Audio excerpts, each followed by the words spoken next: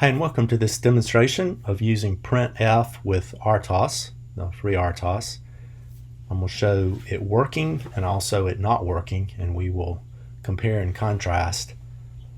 So I've created the standard FreeRTOS project that I did from a previous video where I have two tasks, and I've added these additional header files, so standard IO for my printf, string.h, because at one point I do a string length, and then my error node for getting my error numbers.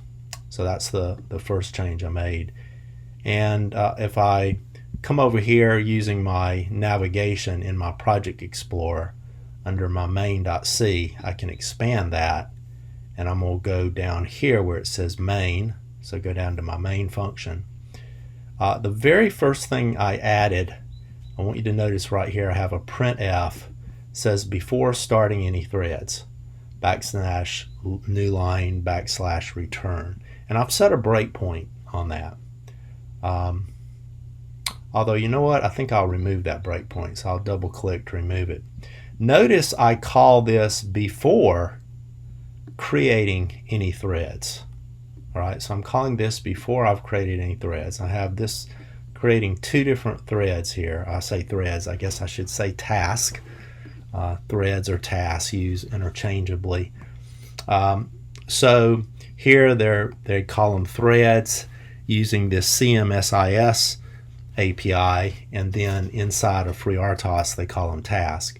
In any case, again using my navigator, if I go over here to the start default task, I want you to notice that in this default task all I do is keep a counter, and I'm in a loop, and I just increment the counter. I delay here for 1 second, right, a 1 second delay.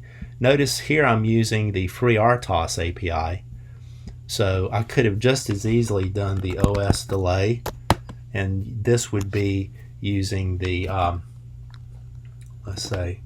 this would be using the CMSIS version. So you can do either one. You can do the free, this would be the FreeRTOS way, or you can do this one. We'll do the FreeRTOS since that's how I have it right here. But they do the same thing. In fact, if you follow this code, you'll find it calls this code. So anyway, so that's my first one, and the key thing is to notice I'm doing a printf. And then if I go to my other task, again using my Project Explorer, I'll double click on it, and I'm doing the same thing when the other task. The only difference is this one I'm delaying 2 seconds, so we'll say 2 seconds there, and again I'm doing the printf, right, printing it out, showing my count. Now to make all this work with printf, by default printf is not implemented. So what I have done is in my code, and for simplicity I put this right after the main function. So we have our main function where we call our kernel start. By the way, kernel start never returns, so you actually don't even get here because kernel start never returns. But I put this code right here, and what I'll do for the sake of this demonstration is put a breakpoint right here, so anytime we come into this. So before I do anything else, let me go ahead and run this. I'll click on the bug and say, yep, go ahead and build this. I have my IoT discovery board connected up to here. Yeah, go ahead and switch the perspective, and I've hit my initial breakpoint. Now what I will do is go over to my console, and under my console notice my cursor is right here. You can see here were some previous runs, but I'm sitting right here at this point. So let's go ahead and just say resume, and notice when I hit resume I hit this write statement at this point, and I want you to notice the important thing is here with this stack trace. We were in main, we called printf, and printf eventually called write, and in fact that's where we are right now. And in fact you can step over, step over, step over, And we see, yep, we successfully wrote it all out. And in fact, at this point, if I go back to my console, notice it says before starting any threads. So we definitely saw that get printed out. Now let me continue. I'll say resume. We hit this breakpoint again, but now I want you to notice, hey, this is cool.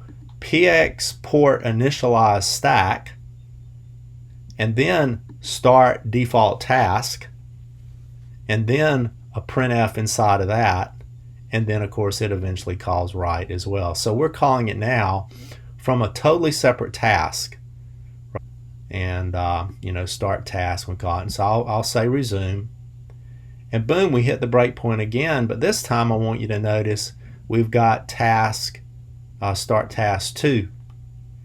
So here we're starting this particular one, and again we see we've got it came from the port initialize the stack. We called stack or start task 2, and we're down to the right. So what I'm going to do is temporarily remove this breakpoint. Just double click to remove it. Click on resume. Notice we are running as we expect. No problems whatsoever. So that's good. But I'm going to make it a little more interesting. I'm going to go ahead and click on the stop.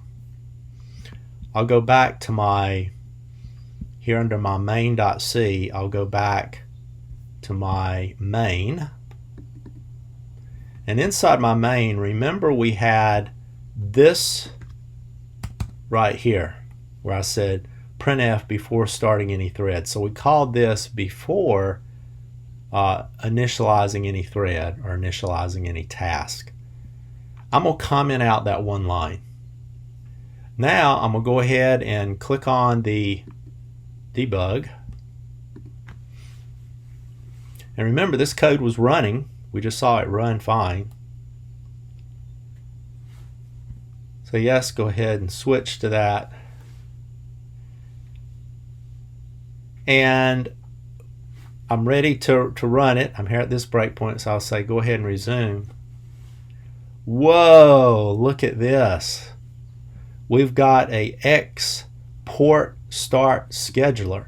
Now what makes this particularly exciting is we had another, I call it the Ernie and Young question, asking about how the port start scheduler works. Could I drill down into that?